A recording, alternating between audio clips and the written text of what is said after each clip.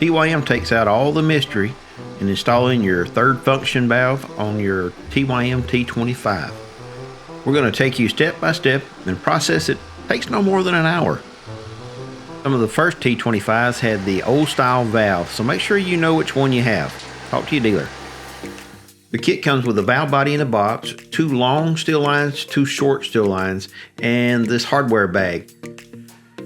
The hardware bag has almost everything you need, but if you're going to use a different type of connector, make sure you watch all the way to the end. I got something you need to know. The bag also comes with the wiring here. This is plug and play. It makes it so simple. Nothing extra you need to do. The last 2 things in the kit are the rubber lines. This is a line that you'll disconnect when removing the loader. This whole thing takes about 30 minutes. So let's get started and open this box up. This first piece that's coming out of this box is super important. So many people just do not put this in the valve. Make sure you watch this video, and I'll show you exactly where to put this little plunger in. I read on the forum so many people that have forgot to put this plunger in. Very important. Make sure you lay everything out, and you want to keep this valve body clean. This is your third function valve. It'll bolt right onto the tractor existing valve. Again, make sure you don't get any dirt in those ports. It's best to go ahead and cover this up until you're ready to use it. The next thing in the box is the mounting bolts for the third function valve. Just set them off to the side, and then we'll get started. Make sure your valve looks like this on your T25. There are a couple of early versions that have the older type valve, so this is important that you make sure it's this one. Go ahead and remove all 4 of the Allen head screws, and then this plate will bump right off. Pay close attention as you remove this cover. You'll see here that the O-ring stuck on mine. So all I did was remove these O-rings and install them back into the valve body. They're perfectly fine to reuse these. The next step is very important.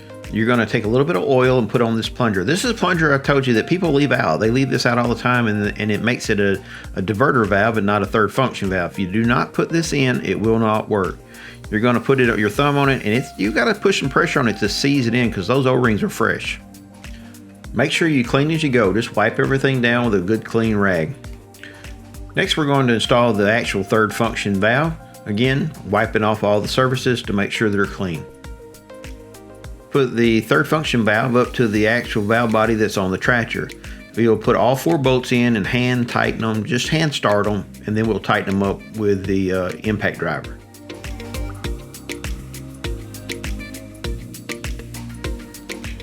Go around at a crisscross pattern, snugging these bolts down. So go across.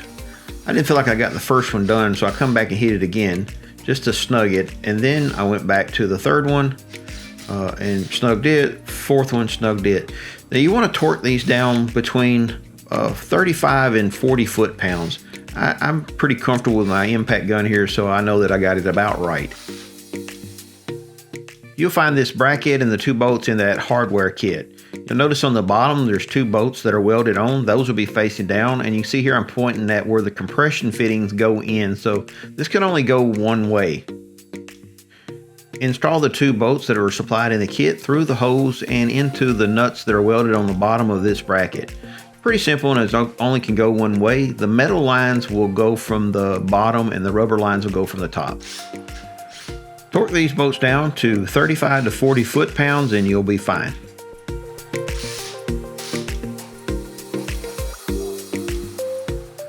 Remove the port covers off of the third function valve, both of them, and be careful not to get dirt in these ports.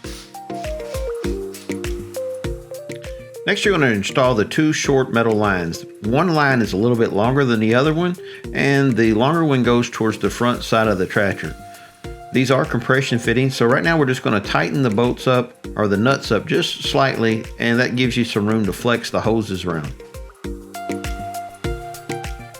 This is what I was talking about with one hose being just a little bit longer. It needs to go to the front. The kit will come with 2 banjo bolts and 4 washer seal combos.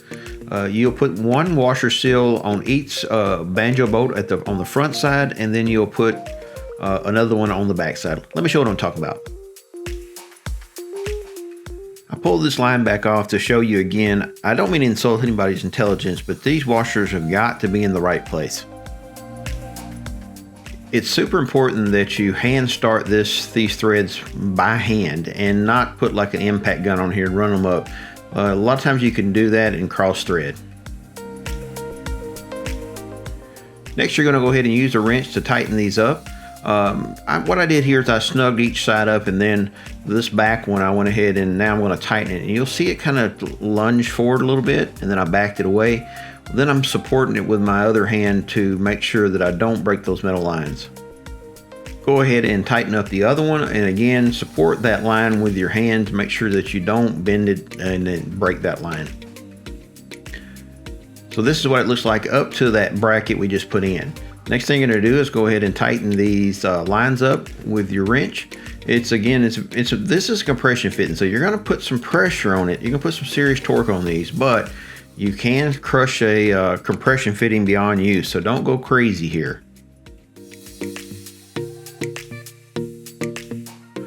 Put a little bit of pipe sealant around each one of these fittings, and then we're going to screw on the male quick connect adapters that come with a kit.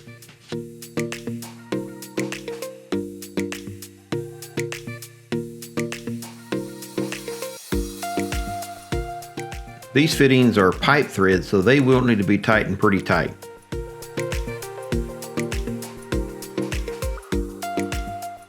On each of the metal lines, there's a 3/8 inch pipe thread fitting, and you're going to mount the male and female adapters on these metal lines. It does not matter which one you mount it on, because you can always switch the quick connects at the loader mount.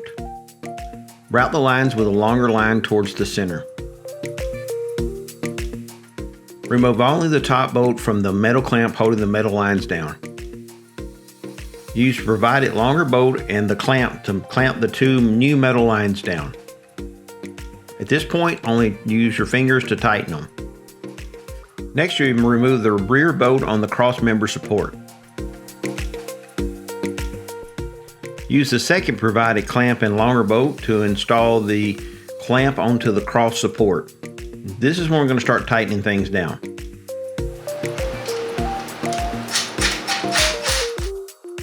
For now, leave this top bolt loose so you can have some room to flex those lines. Install the rubber line to the metal line using this compression fitting. It doesn't matter which rubber line you use at this point, because you can always switch them out at the quick connects at the loader mount. Use 2 opposing wrenches to tighten this compression fitting. Make sure that you keep your hand at the end of the wrench just in case you slip. You don't want to scratch that new paint. Install the second line the same way you did the first rubber line and tighten.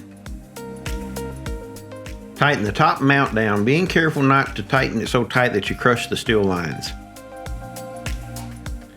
That's a nice clean install, but stay with me to the end of this video, because you see these Pioneer connectors? I'm going to run into a problem, and you need to know about this before you get started. I do really like how this is a nice clean install. I really love the steel lines and how it's mounted. It's just a good solid fit that's going to last a long time and not be easy to damage.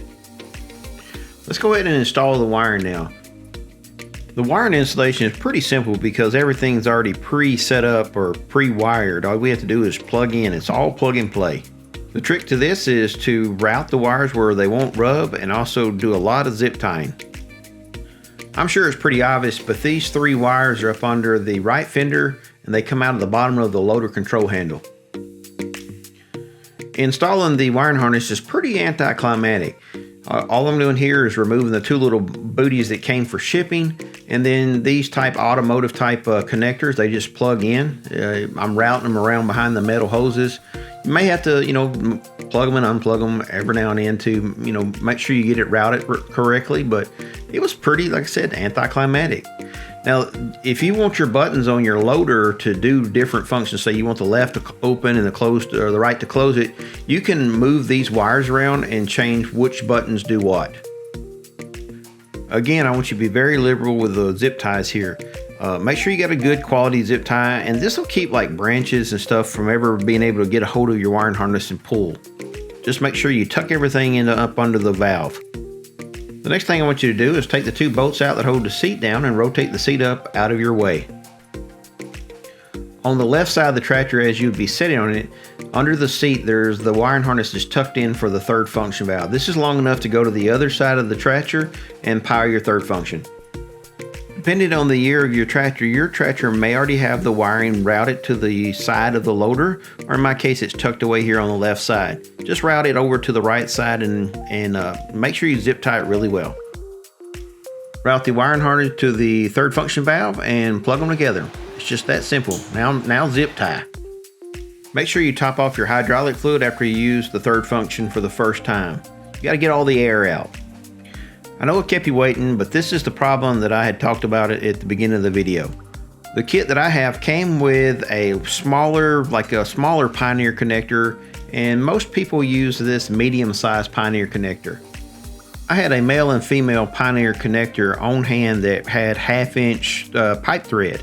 So all I needed to do was go ahead and buy these adapters where it's adapted to 3/8 pipe thread.